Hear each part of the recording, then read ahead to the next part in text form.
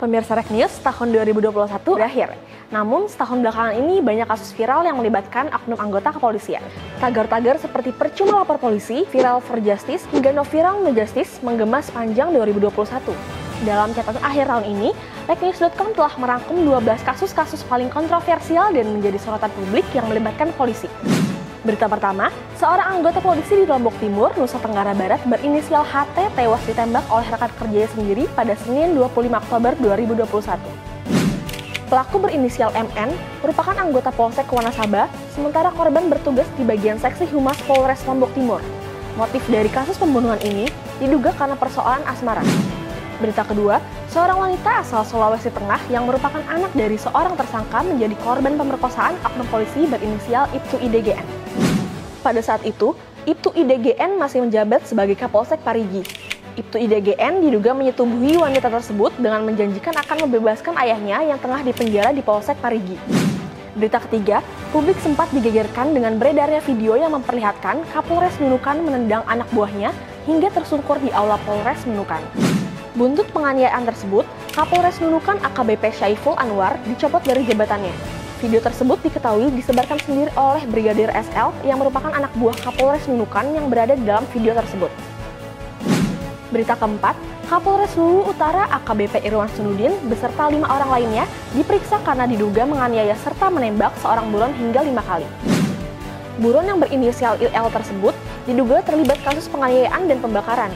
Kepala Bidang Hubungan Masyarakat Polda Sulsel Kombes Ed Zulfan yang saat itu menjabat mengatakan bahwa saat ditangkap, tersangka IL tidak melakukan perlawanan. Namun, anggota malah menembaknya sebanyak 5 kali. Berita kelima, seorang warga dusun Bola-Wolon di NTT yang dituduh mencuri diduga dianiaya oleh oknum polisi di Maumere. Akibatnya, warga yang bernama Yohanes itu pun mengalami luka di lengan bagian kanan, memar di kepala, dan luka di rusuk bagian kanan. Namun, kedua belah pihak sepakat untuk menyelesaikan kasus ini secara kekeluargaan.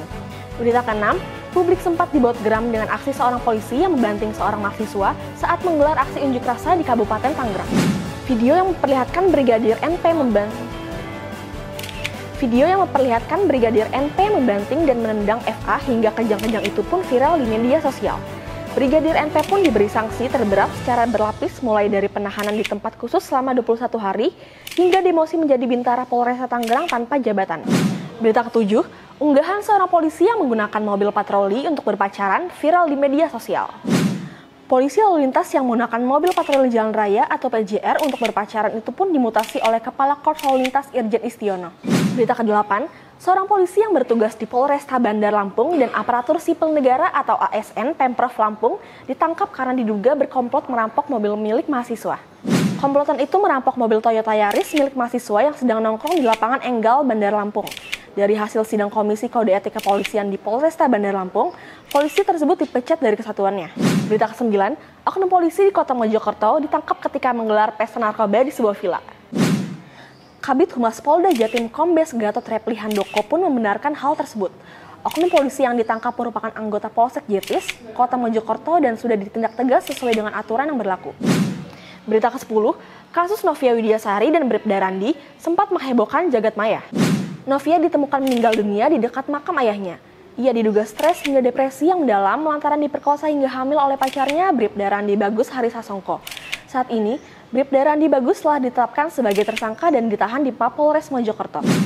Berita selanjutnya, anggota polisi dari Polsek Pulau Gadung menjadi buah bibir setelah menolak laporan seorang perempuan yang menjadi korban perampokan. Menanggapi hal tersebut, Polda Metro Jaya menyatakan bahwa anggota Polsek Pulau Gadung, Aibda Rudi Panjaitan, dinyatakan bersalah berdasarkan hasil sidang kode etik karena menolak laporan warga yang menjadi korban perampokan. Next, berita terakhir yang kontroversial. Seorang ibu muda yang menjadi korban pemerkosaan diduga dimarahi oleh petugas kepolisian.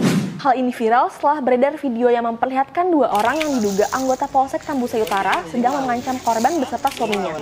Suami korban yaitu S pun meminta polisi untuk bertindak adil karena dirinya merasa terus diancam.